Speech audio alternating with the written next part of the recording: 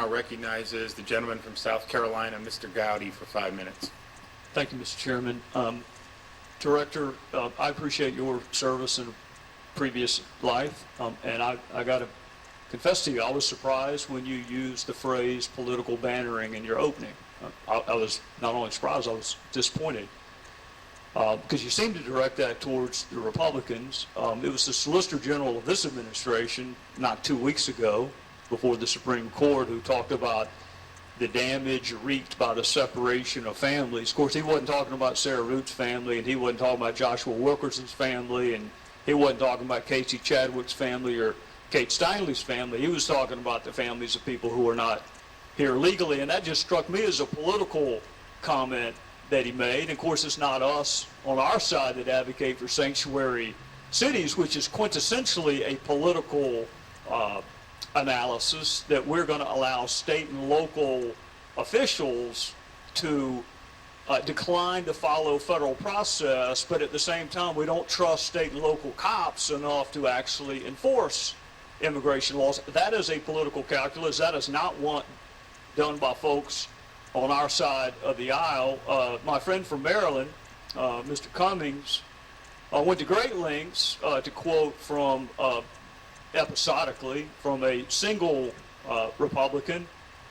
I've never heard him quote Secretary Castro, who has come before committees of this Congress and advocated for citizenship for all 12 million aspiring Americans. Like all 12 million can pass a background check. All 12 million, not a single one of them can't pass a background check. So if we're going to talk about political pandering, and if we're going to use your phrase, and you're the one who used it, I think we ought to at least acknowledge there's plenty of political pandering going on your side as well. Let me make myself very clear. Very clear. I was not referring to one party or the other. I asked for everyone to drop the political banter and fighting and help me get a system that works. All right. I want the record to be clear on that. Record's clear. Let's let the record be clear about one other thing, because I am vexed as to why Mr.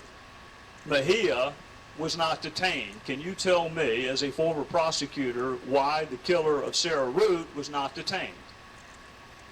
An individual from ICE looked at the specific facts and circumstances related to that matter. This individual had no criminal convictions, previous criminal convictions, and made a determination based on his judgment that he did not need to be detained. And surely, you and I disagree with that? No. It's more than that you and I disagree with that.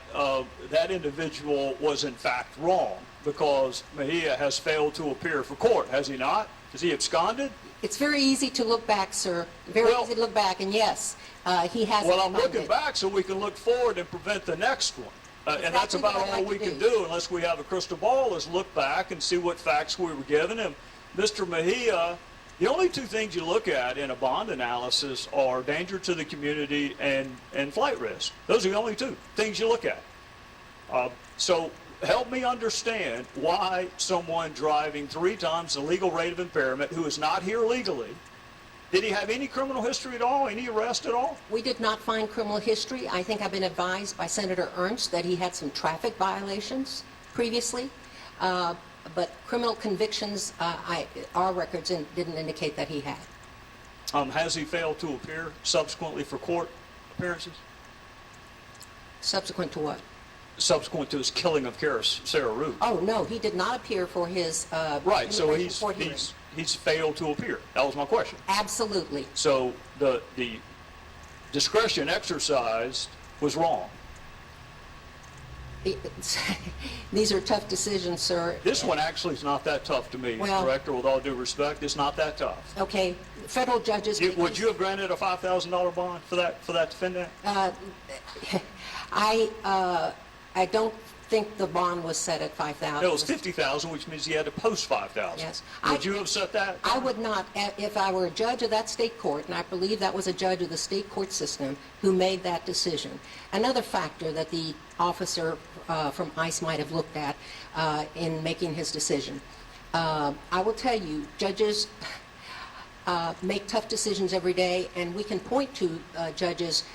I was on the receiving end of many of these as a prosecutor, asking for bond, asking for detention, and a federal judge said no, and later that person absconded. Unfortunately, it irks me every time, of course. Unfortunately, it happens a lot. Well, it does happen, and sometimes with tragic consequences. I'm out of time, so I will close up with this. I believe in a previous life, I'm sure you work with state and local law enforcement in addition to federal law enforcement. Absolutely. And it's always struck me as unusual that we trust state and local law enforcement with the enforcement of every category of crime. I'm sure you had them on some task forces, whether it be narcotics, whether it be human trafficking. We trust them in child pornography cases. We trust them in all categories of cases, including traffic enforcement. So why don't we trust them in immigration cases?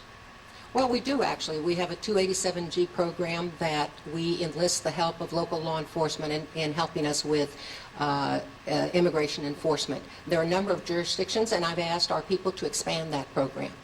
You've asked them to expand it because it seems like it's shrinking. No, sir, it's not shrinking, other than maybe a jurisdiction withdrawing. That I can't control. We beg them to stay, but sometimes they withdraw based on whatever consideration. So you do trust state and local law enforcement to enforce immigration laws, and you do not buy into the Democrat mantra that somehow racial profiling prevents them from being able to enforce that category of crime, but not any other category of crime? Well, that's a fully loaded question, which I'd like to break down, because there is racial profiling, sir.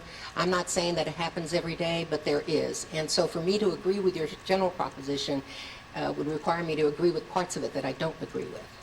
Well, I'd like to have this conversation more, because there would be racial profiling in narcotics cases. There's racial profiling in traffic stop cases, and that doesn't stop feds and state and locals from partnering. So I'm just trying to understand why immigration cases are different. And I think I said they're not different. We have a... You may have said it, but my Democrat colleagues have not. You may have. Gentleman's time's expired. The chair now